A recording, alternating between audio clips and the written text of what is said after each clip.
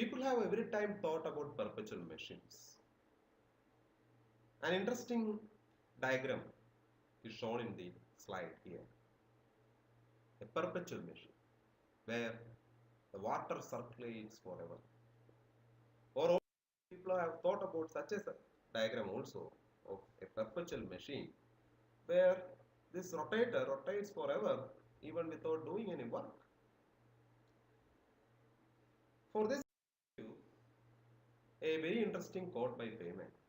Feynman says that however clever you construct a machine, which seems to have a perpetual motion, it never sets into operation unless a little bit of work is done.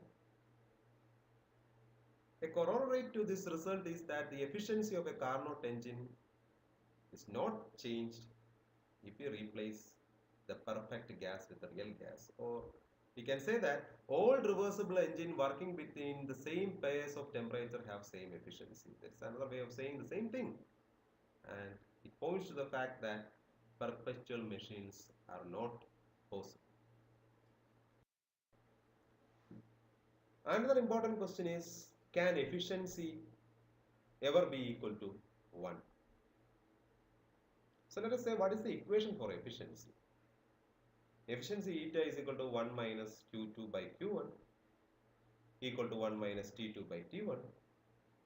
This shows that to make the efficiency equal to 1, we must make the sink temperature T2 equal to 0. But according to the third law, which we are going to discuss, it is impossible to reach absolute 0 of a temperature. In turn, this means that we can never make eta equal to 1. Now coming to the final discussion in basics of thermodynamics, let us have a thought about entropy. Here you see a figure, a beautiful figure of a lime juice. You may be wondering what is the relationship between a lime juice and an entropy. Actually, it was a CSIR question which I faced while I wrote the CSIR exam for the first time in 2005. The question goes like this.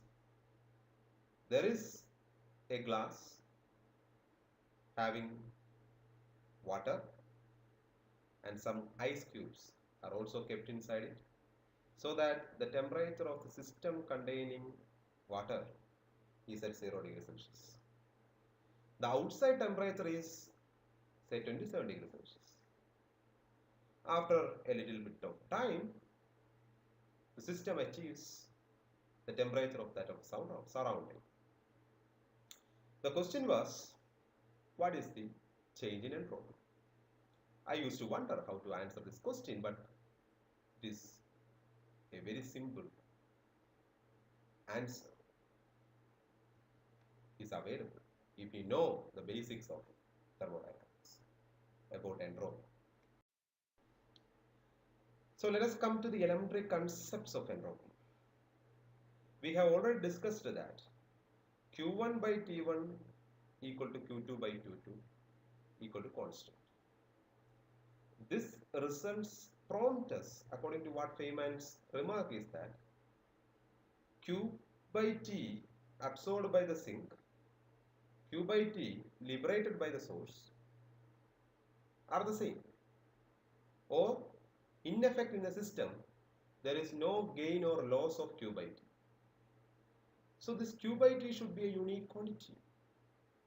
And that is being defined as entropy by Clausius. And Clausius described this quantity Q by T as called the transformability of energy. What is the capacity to transform? That capacity is being referred to as entropy. And if there is a system where some energy is being provided to the system so that the system changes its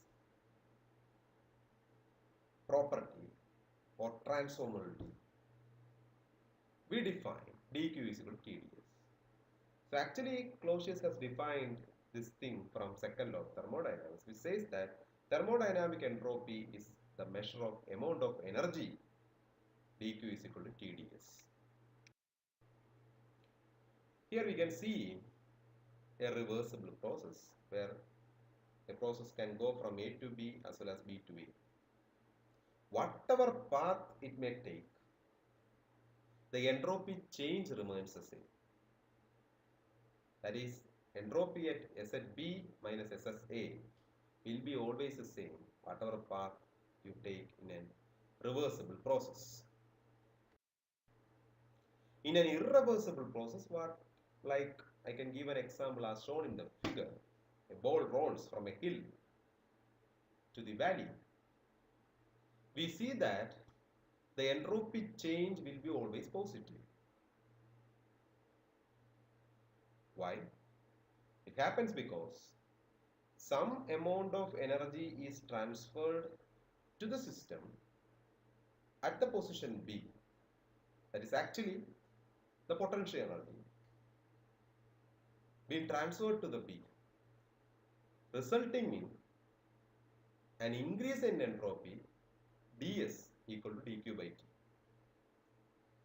From this, it is very easy to say that whenever the system approaches equilibrium, the entropy would increase, and at equilibrium, it will be maximum. So, entropy is also called the arrow of time, where you are trying to achieve the stability and there is no going back. The increase in entropy of the universe is not simply due to temperature time to be uniform throughout, but it is definitely one of the reasons. So, the entropy of universe is increasing as time evolves.